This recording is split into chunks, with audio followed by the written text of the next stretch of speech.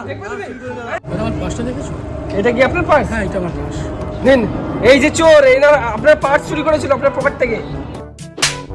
এক প্লেটে 3টে পরোটা, আনলিমিটেড তরকারি, একটা সেদ্ধ ডিম, এক টুকরো পেঁয়াজ, একটা কাঁচা লঙ্কা, 30 টাকা।